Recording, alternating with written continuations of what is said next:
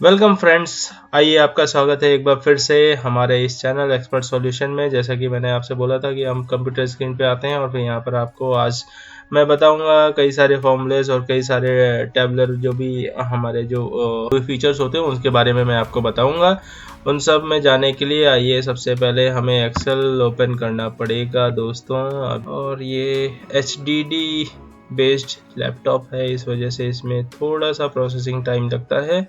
और अगर आपको SSD बेस्ड लैपटॉप है आपके पास तो वो जल्दी से ओपन हो जाता है। तो ये SSD क्या होता है इसको भी मैं बताऊंगा आपको, लेकिन और किसी वीडियो में। अभी इसमें हम एक्सेल के बारे में चल रहे हैं तो एक्सेल के बारे में मैं आपको बताता हूँ। देखिए, अभी हमारी पूरी तरह से वर्कबुक खुल चुकी है और इसमें यहाँ पर आ रहा है, इसका नेम आ रहा है बुक 1।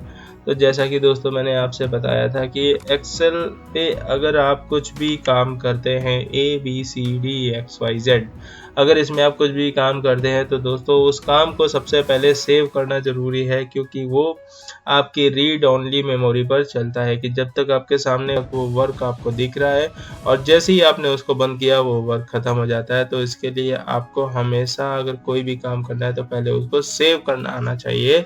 तो सबसे पहले देखिए हमारे पास वर्कबुक है और इसको सेव करने के हमारे पास 2-3 ऑप्शन है, जिसको मैंने अपनी पिछली वीडियो में कवर किया था। अगर आपको नहीं पता है तो मैं उसका लिंक नीचे डिस्क्रिप्शन में दे रहा हूँ और वहाँ पर से जा करके आप उसको चेक कर सकते हैं। बाकी फ़िलहाल चलिए आगे बढ़ते हैं हम अपने नेक्स्ट ट्यूटोरियल में, जहाँ पे मैं आपको बताने वाला हूँ ये होम्स टैब के बारे में। दोस्तों ये होम्स टैब क्या होता है? ये होम का टैब है और होम टैब के अंदर ये सारे ये जो ग्रुपिंग बने हुए हैं, देखिए ये सारे ऑप्शन है। तो इसमें है कट, कॉपी, फॉर्मेट, पेंटर और फिर उसके बाद में ये है कैलिबरी 11, ए अप, ए डाउन, और ये येलो कलर है, यहाँ पे रेड कलर है और ये बी लिखा हुआ है, आई और यू। आज मैं इस होम के पर्टिकुलर इस टूल बार को कवर करूंगा दोस्तों। इस टूल बार से की मदद से आप क्या क्या कर सकते हो, क्योंकि देखिए अगर आप एक्सेल में कुछ भी सीखना चाहते हो तो सबसे पहले आपको उसके फंक्शंस के बारे में पता होना चाहिए। कि फंक्शंस अगर आपको पता होंगे तो फिर आप उसमें अंदाज़ा लगा सकते हो कि आपको क्या क्या क्या उसमें आप कर सकते हो, क्या क्या नहीं कर सकते हो।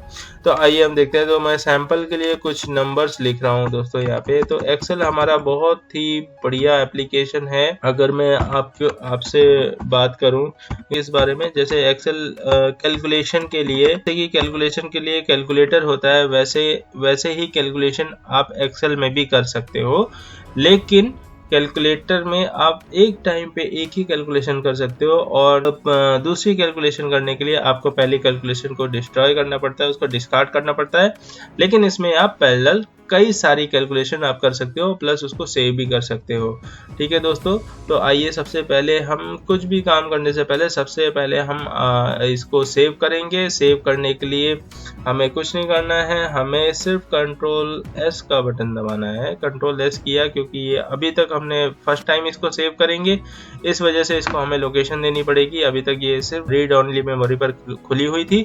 तो ये मैंने ब्राउज किया, ब्राउज करके जैसे मैं इसको लैपटॉप की कोई भी लोकेशन दे सकता हूँ जहाँ पर मुझे सेव करना है। सबसे प्रिफर्ड लोकेशन होती है D ड्राइव, क्योंकि आप D ड्राइव में जो भी डेटा सेव करते हो वो डेटा आपके विंडो करप्ट होने के बाद में बहुत ही ज़्यादा रिकवरेबल होता है। और C ड्राइव का डेटा आपका बहुत कम रिकवरी होता है। और C ड्राइव में आप जितना ज़्यादा डेटा सेव करेंगे उतना ज़्यादा आपके सिस्टम के ऊपर लोड बढ़ेगा। तो इसलिए जो भी डेटा आप मोस्टली सेव करना चाहते हैं आप अपनी D ड्राइव में या फिर C के अलावा जो भी ड्राइव आपके पास है उसमें आप सेव कर सकते हो। तो इसके लिए लेट्स से हमारे पास D ड्राइव है, यहाँ पर मैं अपने नाम का तो मैंने लिखा है। और यहाँ पर आप सोच रहे होंगे ये मैंने अंडरस्कोर क्यों दिया, यहाँ पे स्पेस क्यों नहीं दिया। तो दोस्तों ऐसा सिस्टम है, उसको कई बारी ऐसा होता है कि हमें इस रीड नहीं करता है। तो इसके लिए मुझे तो आदत हो गई है, मैं स्पेस की जगह पर अंडरस्कोर ही यूज़ करता हूँ। तो आप भी अगर दोस्तों इसमें प्रो बनना चाहते हैं तो आप भी ये छोटी छोटी जो आदतें हैं अगर इसको आप डालेंगे तो ये आपकी लाइफ में बहुत सारा काम देने वाली है। तो इसमें मैं इसका नाम देता हूँ एक्सेल बेसिक नाम से मैं इस एक्सेल को बना रहा हूँ। देखिए आप मेरी आदत देखिए कि मैंने इसको भी एक्सेल बेसिक दिया, तो मैंने इसको सेव कर दिया। देखिए यहाँ पे नाम आ गया एक्सेल बेसिक, ठीक है, और हाइफन एक्सेल। तो अभी यहाँ पर है हमारे पास ये सारे नंबर्स हैं। अब मैं क्या करना चाहता हूँ, इन सारे नंबर्स में मैं ये पूरे होम का ये जो टैब है इसको यूज़ करने वाला हूँ। तो दोस्तों ये सिर्फ एक मतलब ये नंबर्स हैं, तो आपको मैं बता रहा हूँ, आप सैम्पल बेसिस पे और आप इसको यूज़ करेंगे। तो ये जो होम का टैब है ये दो तरह से एक्सेस हो सकता है, एक तो माउस से और दूसरा आपके कीबोर्ड से। तो माउस क्या है, माउस एक लेंदी तरीका है कहीं किसी भी प्रोफेशनलिज्म में काम करने के लिए। अगर आप पर्सनल यूज़ के लिए कोई काम करते हैं तो आप माउस लेकर के कर सकते हैं, लेकिन माउस हर जगह फ्रेंडली नहीं होता है। अगर कहीं ट्रेन में काम कर रहे हो या बस में काम कर रहे हो तो वहाँ पे माउस आप कहाँ पे रखोगे, वहाँ पे आपकी फिंगर हिलती रहती है। लेकिन दोस्तों जो कीबोर्ड होता है, कीबोर्ड अपनी जगह पे स्टैटिक होता है, और आपको अगर टाइपिंग आती है तो आप कीबोर्ड की मदद से बहुत ही आसानी से कहीं भी काम कर सकते हैं। वहाँ पे आपको बिल्कुल भी अगर कोई वाइब्रेशन भी हो रहा है या हल्का फुल्का कुछ हिल भी रहा है तो भी आप हैम्पर नहीं होता है। तो इसलिए मैं कोशिश करता हूँ कि आपको माउस से ही मैं बहुत ज़्यादा सिखाऊँ। देखिए इसमें सबसे पहला फंक्शन दिख रहा है हमें, क्या, कट। देखिए मैंने कट के ऊपर कर्सर किया तो इसने हमें इसका शॉर्टकट भी बता दिया है कि अगर आपको कट करना है तो कट के लिए कंट्रोल एक्स आप दबा सकते हो। तो यहाँ पे जाइए, सिंपल सा, जैसे मैंने ये सारे सिलेक्ट कर लिए, ठीक है। यहाँ पे मैंने सिलेक्ट किया है A2 में मेरा मेन सिलेक्शन है, उसके अलावा जो सिलेक्शन है 3, 4, 5, ठीक है, ये पूरी रेंज सिलेक्ट की हुई है। अब इसको मैं कंट्रोल एक्स करके इसका कट कर लेता हूँ। देखिए मैंने कट किया तो ये यहाँ पर ऐसा ये डॉट्स मूव करने लगे, ये सर्कल मूव करने लगा। तो कट का मतलब होता है ये। अब कट करते ही फिर देखिए पहले ये ऑप्शन पेस्ट का हाईलाइट नहीं हो रहा था, अभी ये हाईलाइट होने लगा। तो अब यहाँ पर जा करके हम इसको पेस्ट कर सकते हैं। अब देखिए अब इसमें क्या पेस्ट का कोई शॉर्टकट दिखा रहा है, यहाँ पे दिखा रहा है। देखिए दोस्तों ये दिखा रहा है कंट्रोल वी से आप पेस्ट कर सकते हो। यहाँ पे ऐसे जाइए और कंट्रोल वी से पेस्ट कर दीजिए तो आपको पता लग गया। कंट्रोल एक्सेल में कट का मतलब क्या होता है।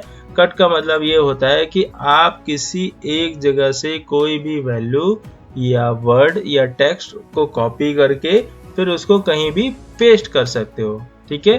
तो जैसे अगर आपने कट किया, अब उस केस में क्या होगा कि अगर आपने कट किया लेकिन उसको पेस्ट नहीं किया तो क्या होगा दोस्तों, वो डिस्कार्ड हो जाएगा। जब आप दोबारा से कोई कट दबाओगे या फिर कोई और फंक्शन यूज कर लोगे तो वो कट का ऑप्शन डिस्कार्ड हो जाता है।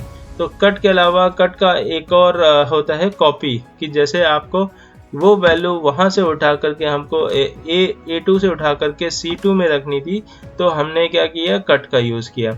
लेकिन अब हमको क्या चाहिए, हमको ये वैल्यू जो C2 3, 4, 5 में है, हमको ये वैल्यू यहाँ से कॉपी करके वहां पर फिर से ए कॉलम में पेस्ट करनी है। लेकिन हमको यहाँ ये वैल्यू यहाँ भी चाहिए और यहाँ भी चाहिए। तो हम क्या करेंगे, यहाँ पे 2 पर कर्सर ले जा करके हम यहाँ पे कंट्रोल वी कर देंगे। पहले हमने यहाँ पे कंट्रोल सी किया, कंट्रोल सी। देखिए कट और कॉपी दोनों में कोई मतलब बहुत ज़्यादा डिफरेंस आपको एक्सेल नहीं बताता है, लेकिन जब आपने किया होता है तभी आपको पता लगता है कि आपने कंट्रोल एक्स किया है उसको या कंट्रोल सी किया हुआ है, ठीक है दोस्तों। तो ये आपको ध्यान रखना है कि आपने कंट्रोल एक्स किया है या कंट्रोल सी किया हुआ है।